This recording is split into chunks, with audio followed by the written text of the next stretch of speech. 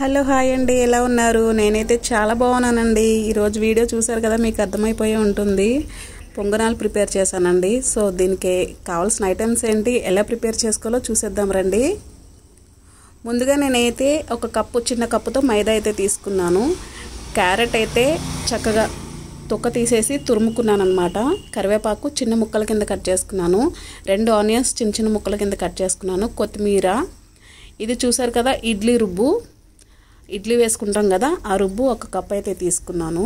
చూసారు కదండి, ఇవి ఐటమ్స్ మనకి పొంగనాలు చేసుకోవడానికి కావాల్సిన ఐటమ్స్ అన్నమాట. సో ఇది ఎలా ప్రిపేర్ చేసుకోవాలో చూద్దాం రండి.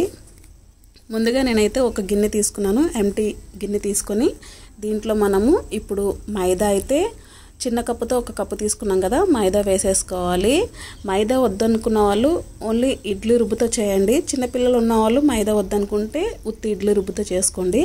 నేనైతే అందరం తింటాం కాబట్టి ఒక కప్పు మైదా తీసుకొని ఇప్పుడు ఆనియన్స్ వేసుకున్నాను. మనం ఏవైతే తురుము పెట్టుకున్నామో క్యారెట్, కొత్తిమీర, కరివేపాకు వేసేసుకొని కొంచెము జీలకర్ర అయితే వేసుకుంటున్నాను, కొంచెం అన్నమాట. ఎందుకంటే గ్యాస్ ట్రబుల్ ఉంటుంది కదా, అందుకని చెప్పేసి జీలకర్ర అయితే టేస్ట్కి, దానికి గ్యాస్ ట్రబుల్ కోసం అన్నమాట. సరిపడగా లైట్గా ఉప్పు అయితే వేసుకున్నాను, ఎందుకంటే ఇడ్లీ రుబ్బులో ఆల్రెడీ ఉప్పు ఉంది కాబట్టి. ఈ మొత్తం పిండిలో కలిసిపోయేటట్టు మనం స్పూన్ తీసుకొని మిక్స్ చేసుకోండి. లేదు అంటే చేత్తోనే హ్యాండ్ వాష్ చేసుకొని చేత్తో చక్కగా మొత్తం మిక్స్ అయిపోయేటట్టు బాగా కలుపుకోవాలన్నమాట. ఇప్పుడు బాగా కలిసిపోయింది కదా, దీంట్లో మనము ఏదైతే ఒక గిన్నెతో పెట్టుకున్నామో ఇడ్లీ రుబ్బు, ఆ రుబ్బు కూడా వేసేసుకోవాలి దీంట్లోనే. చూడండి, నేను కొంచెం కొంచెంగా వేస్తున్నాను. మీరు హ్యాండ్ వాష్ చేసుకొని చక్కగా చేత్తోనే తీసేసుకొని చక్కగా చేత్తోనే కలుపుకోండి. నేనైతే పాప ఉందని చెప్పేసి చేత్తో కలపట్లేదు, స్పూన్తో కలుపుకుంటున్నాను. ఇప్పుడు మొత్తం ఇడ్లీ రుబ్బు కూడా దీంట్లో మొత్తం మిక్స్ చేసుకోవాలని బాగా కలుపుకోవాలి. ఇది కొంచెం గట్టిగా ఉంది కాబట్టి కొంచెం కొంచెం ఒక హాఫ్ కప్పు వాటర్ ఉంది కదా, ఆ వాటర్ కొంచెం వేసుకుంటూ, కొంచెం గట్టిగా కాదు పల్చగా కాకుండా మీడియంలో బాగా కలుపుకొని, చూడండి ఈ విధంగా కలుపుకొని మనము బాగా కలుపుకోవాలి. చూసారు కదా, మొత్తం మనం తీసుకున్న క్యారెట్ తురుము, ఆనియన్స్, కరివేపాకు, కొత్తిమీర ఇవన్నీ కూడా బాగా కలిసిపోయినాయి కదా. ఇప్పుడు మనము స్టవ్ వెలిగించుకొని పొంగనాలకి మనము బయట మార్కెట్లో అమ్ముతారు, పొంగనాలకి వేసుకునే ట్రే అమ్ముతారనమాట. ఆ ట్రే అయితే నేను రీసెంట్గానే తీసుకున్నాను డిమార్ట్లో. సో చూడండి ఎంత కలర్ఫుల్గా ఉందో, నాకు చాలా ఇష్టము ఇలాంటివి. దీంట్లో ఆయిల్ కూడా ఎక్కువ పట్టదు, చాలా హెల్త్కి చాలా మంచిది పిల్లలకు కానీ ఎవరికైనా కానీ. మనం పునుగులు వేసుకుంటే ఫుల్ ఆయిల్ పీల్చేస్తుంది అనమాట. అలా కాకుండా ఇట్లా పొంగనాలు వేసి పెడితే పిల్లలకి కానీ పెద్దవాళ్ళు కానీ ఎవరు తిన్నా కానీ ఆయిల్ అనేది తక్కువ ఉంటుంది కాబట్టి మనకి చాలా హెల్త్కి చాలా మంచిది. ఇంకొకటి అన్నీ మనం వెజిటబుల్స్ వేసుకుంటాం కాబట్టి చాలా చాలా మంచిదన్నమాట. మీరు కూడా ఇలానే ట్రై చేసి ఇలా చేసి పెట్టండి పిల్లలకి పొంగనాలు. ఇది మార్నింగ్ టిఫిన్లో కానీ ఈవినింగ్ పిల్లలు స్కూల్ నుంచి వచ్చినాక స్నాక్స్లా కానీ చేసి పెట్టచ్చు అనమాట. చాలా ఇష్టంగా తినేస్తారు పిల్లలు. ఇప్పుడు మొత్తం ఆయిల్ అంతా స్ప్రెడ్ చేసుకున్నాం కదా, నా దగ్గర బ్రష్ లేదనమాట, అందుకని స్పూన్తో ఆయిల్ కొంచెం కొంచెం ఒక్కొక్క డ్రాప్ వేసానమాట. ఇప్పుడు దీంట్లో ఒక్కొక్క స్పూను మొత్తం వేసుకొని మనం ఫుల్ చేసుకోవాలి.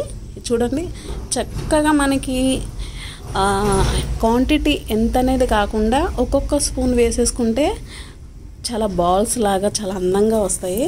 ఇలా వేసుకున్నాం కదా, పైన ఒక్కొక్క డ్రాపు ఆయిల్ కూడా వేసేసుకొని ఇప్పుడు మనం దానికి సరిపడగా ఒకది మూత పెట్టుకుంటే, కవర్ చేసేసుకుంటే అది ఆవిరికి అనేది బాగా ఉడికిపోయి పొంగనాలు అనేది చాలా రౌండ్గా బాల్స్ లాగా చాలా బాగా వస్తాయి అన్నమాట. ఈ పొంగనాలు హెల్త్కి చాలా మంచిది, ఎందుకంటే ఆయిల్ ఎక్కువ లేదు కాబట్టి పిల్లలు కూడా ఇష్టంగా తింటారు, కలర్ఫుల్గా ఉంటాయి అన్నమాట. సో పొంగనాలని ఉత్తి మైదాతో కూడా చేసుకోవచ్చు, కానీ నేనైతే ఇడ్లీ పిండి చేస్తున్నాను అనమాట. కొంచెం కప్పే వేసుకున్నాను, ఎందుకంటే మనకి మైదా అనేది కొంతమందికి పడదు, ప్రాబ్లం అయిపోతుందని నేను మైదా జస్ట్ కొంచెమే వేసుకున్నాను.